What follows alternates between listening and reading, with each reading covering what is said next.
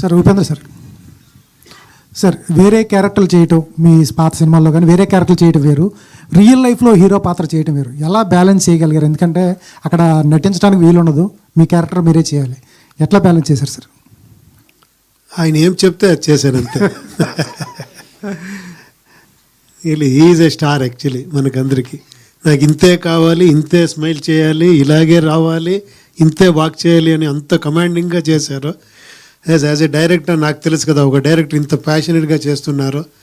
Have to obey whatever he says. Actually he is my master. అలాగే చేశాను. Super sir. Sir Mahesh Babu garu, sir చాలా romantic scenes ఇప్పుడు Gen Z kids enjoy చేస్తున్నారు.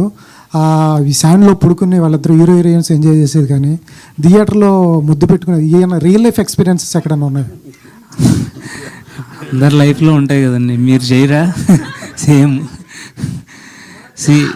కోపం, ఏడుపు, romance, it's all part of life. చూడాలి, అన్నీ ఎంజాయ్ చేయాలి. సార్ మహేష్ బాబు గారు, నాకు చిన్నది ఒక అన్ని రివ్యూస్లో వచ్చినాయి కాబట్టి చెప్తున్నాను. 100 సినిమాలు తీసిన హీరోకి 3 కోట్లు ఎక్కడ ఉండొద్దు సార్, ఎక్కడ దొరకవు, ఎందుకు దొరకవు? అందుకే అండి ఇది setup in 2000s, so it's not now today. అవునండి, ఆయన ఓన్ ప్రొడక్షన్ కూడా చేశారండి, చాలా లాస్ అయ్యారు. అందువల్ల 100 సినిమాలు చేస్తే డబ్బులు ఉండాలని.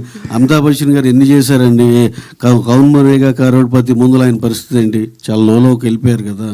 అలా పాతకాలంలో మనం కమెడియన్స్ ఉండేవాళ్ళండి. ఆయన పేరు పద్మనాభం గారు, వీళ్ళందరూ సినిమాలు చేసి చాలా నష్టపోయారు.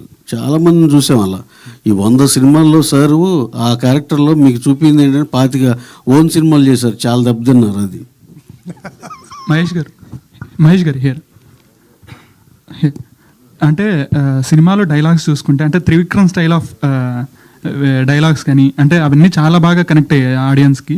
సో అంటే లాస్ట్లో అంటారు కదా క్లైమాక్స్లో, ముందు నాకు పేరు పెట్టావు, దాని తర్వాత నా పేరు నిలబెట్టావు అని. సో ఇలాంటి డైలాగ్స్ అన్నీ చాలామంది కనెక్ట్ అయ్యి ఫ్యాన్స్కి, ఎస్పెషల్లీ రామ్ గారి ఫ్యాన్స్కి. సో మీకు స్పెషల్గా అనిపించిన మాట ఏంటి సినిమాలో? అండ్ రామ్ ఫ్యాన్ ఎవరైనా ఎక్స్ప్రెస్ చేశారా వాళ్ళ హ్యాపీనెస్ సినిమా అయిపోయిన తర్వాత? డెఫినెట్లీ అందరూ డైలాగ్స్ గురించి మాట్లాడారు, థ్యాంక్ యూ సో మచ్. అలాగే నా ఫేవరెట్ అంటే నేను ఈ సినిమా రాయడానికండి, నా మైండ్ సెట్ ఎప్పుడు పర్పస్ ఆఫ్ ది ఫిలిం అంతే. ఏదేదో ఒక డైలాగ్ని హైలైట్ చేయాలి, ఇంకొక సీన్ని హైలైట్ చేయాలి, అలా ఉండదు. ప్రతి సీను, ప్రతి మాట షుడ్ క్యుములేటివ్గా ఒక పాయింట్ చెప్పాలనేది ప్రయత్నం చేస్తాం, అందుకని అల్లుతూ ఉంటాం.